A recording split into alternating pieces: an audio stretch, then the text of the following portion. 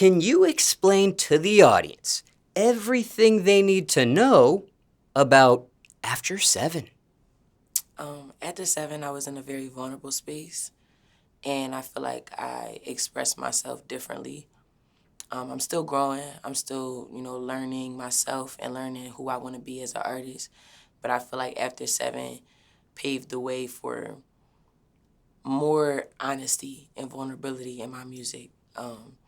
And 7 is really my number for numerous reasons. Divine timing, for my angels watching over me.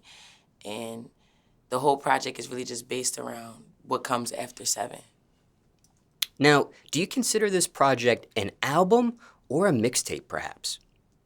I think it's both, kind of. Yeah. Is there a difference these days between album versus mixtape?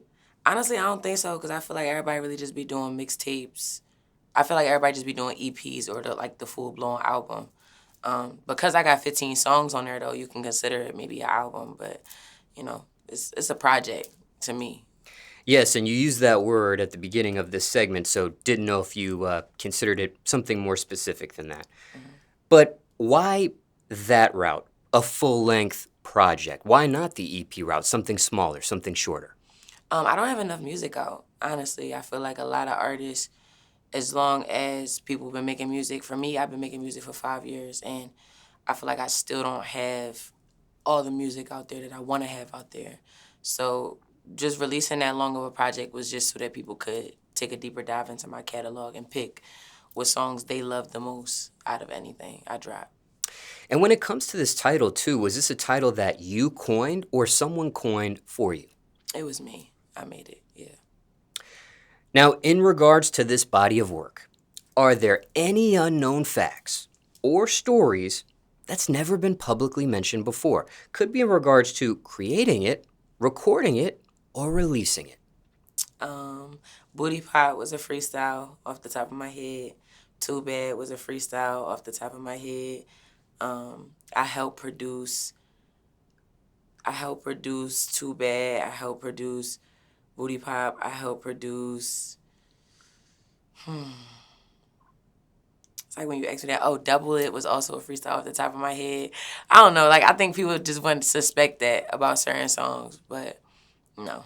Yeah. And when you use the phrase produce, what do you mean by that more specifically for those in the audience? I help with the scientific part of it, actually placing the beat and percussion into making the record what it was. I didn't full blown sit there and come up with full blown production. So shout out to the people that I worked on with, but I did have a hand in creating the song sonically. Any other secrets? Any other Easter eggs? Hidden facts nobody knows about After 7? Other than what's out there already? 7 Days, 7 Nights is my favorite song because I sung my ass off. And 7 is just my number. I feel like people might know it, but I think a lot of people don't know to depth how deep that number is to me. I lost people, and I seen the number repeatedly.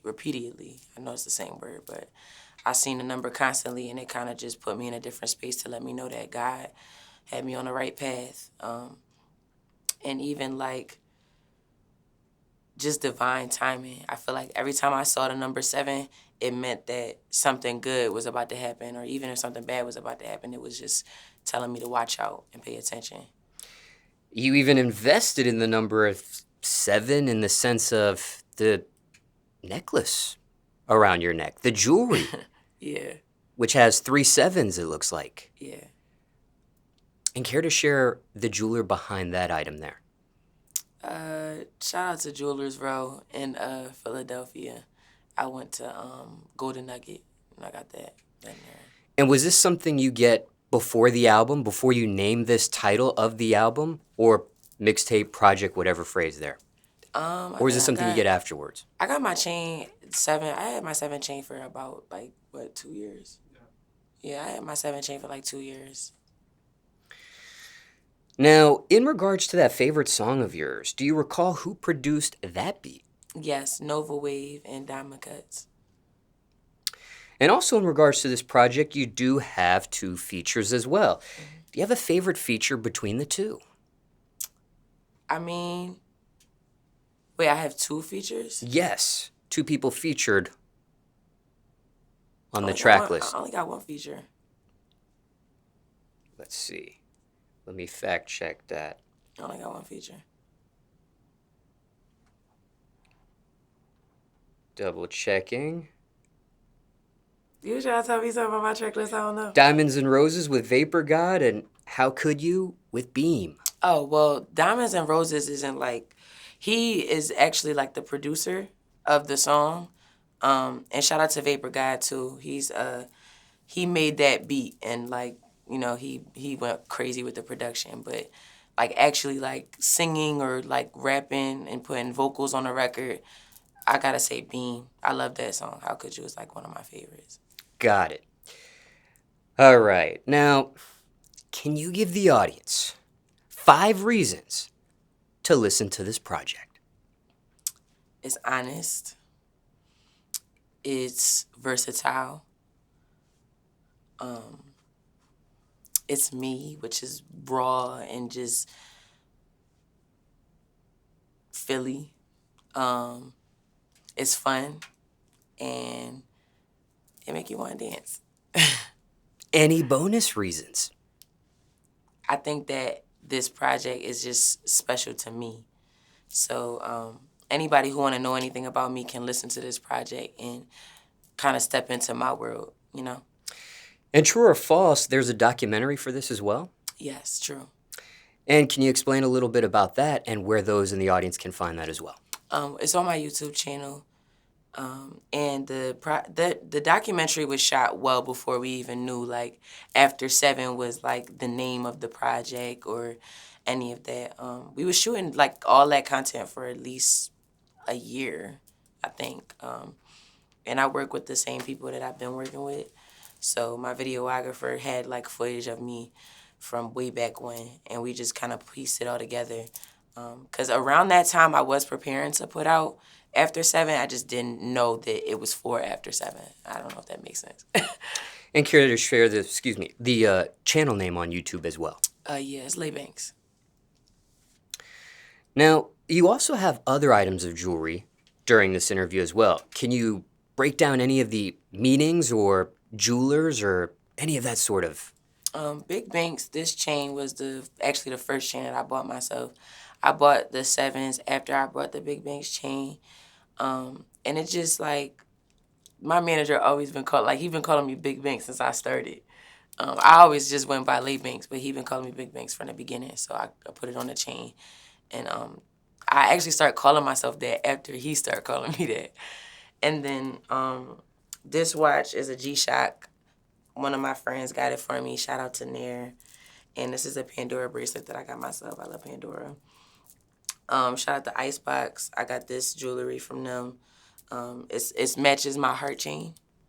And then I got a heart ring and a money sign ring for Bankz. And then I got my Louis V bracelet and my Lay Bankz bracelet that one of my fans gave me when I was performing. He was like, Lay, grab it.